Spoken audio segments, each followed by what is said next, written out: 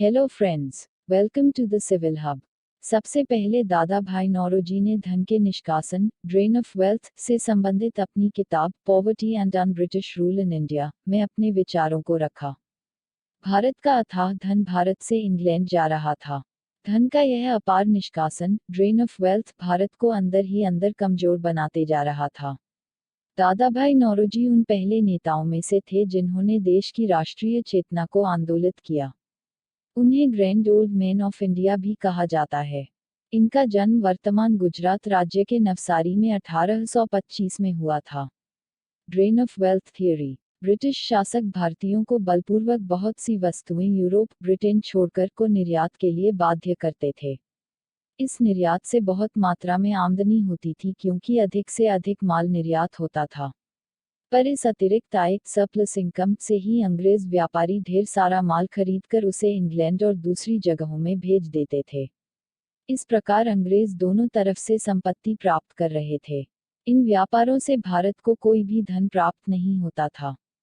साथ ही साथ भारत से इंग्लैंड जाने वाले अंग्रेज भी अपने साथ बहुत सारे धन ले जाते थे। कंपनी के कर्मचारी वेतन, भत्ते, पेंशन आदि के रूप में पर्याप्त धन इकट्ठा कर इंग्लैंड ले जाते थे।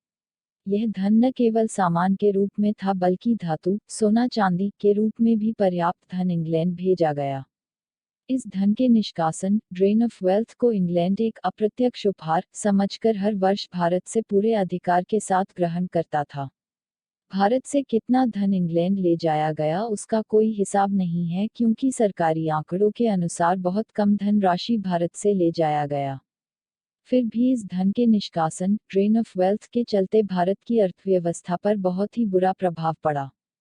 इस धन निष्कासन, ड्रेन ऑफ वेल्थ का भारत पर बहुत बुरा प्रभाव पड़ा।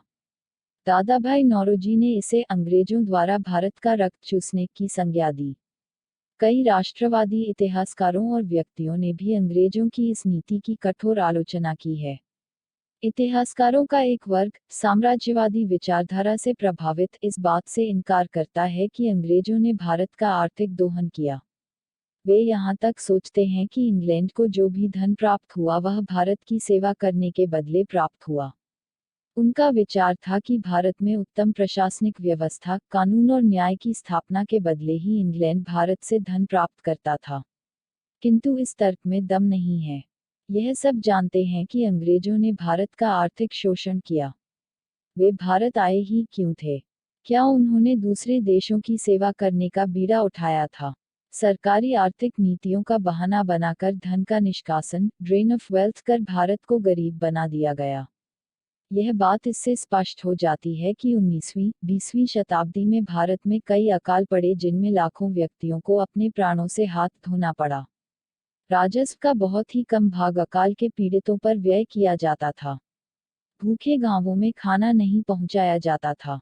अंग्रेजों के इस कुकृत्य से साफ साफ पता चलता है कि वे भारत की सेवा नहीं वरन भारत का दोहन करने आए थे। Thank you. Please like, share and subscribe our channel. All the best.